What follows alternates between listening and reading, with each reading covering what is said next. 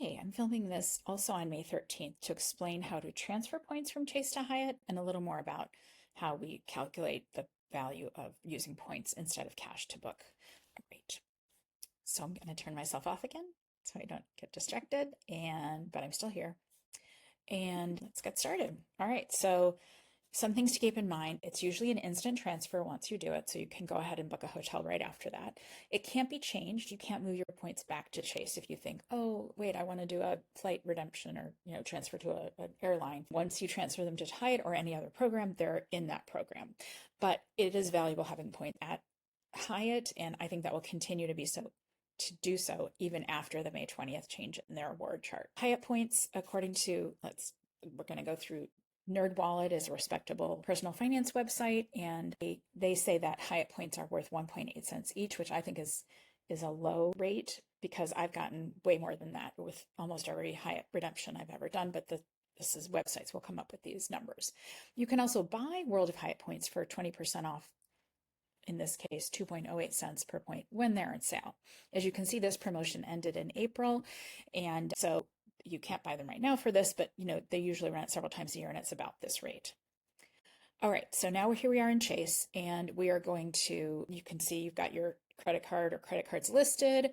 There's a Sapphire Preferred, and then what's going to happen next is hang on, let's go back here. You're going to go up to benefits and travel at the top of the screen. Sorry. And when you do that, it's going to say choose a card to see your rewards on it. And then after you do that, you are going to select travel here and then put in transfer points to partners, because that's what we're going to be doing with the points here. Now, again, I took screenshots of this rather than doing it because there wasn't any way to not really release personal information for it. So I hope this is still helpful for people, but it really does look just like this. All right, and then next you're going to go to, when you click on transfer points to partners, you're going to all the different hotel and airline programs. And when you do that, you just scroll all the way down. Hyatt happens to just be at the very end of it, and click on that. When you do that, it was going to show you how fast it goes. Definitely, I find it always to be an instant process. One thing I will note is that if you don't do a speculative transfer, don't say, oh, I'm just going to transfer 100 points or 1,000 points and then go back and transfer the rest, because that can trigger fraud alert. So as long as you have all your information in there solidly, you shouldn't have any trouble transferring.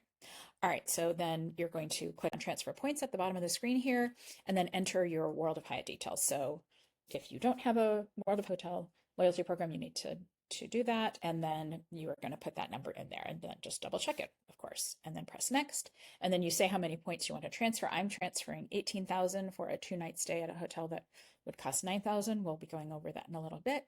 And then finally you review your details and submit, and there your process is completed. All right, I just did a short video on going through Hyatt and booking a hotel. And so we picked the Hyatt Centric in Hotel Alexandria the week of July 4th, so we could see what the points price is versus the cash price.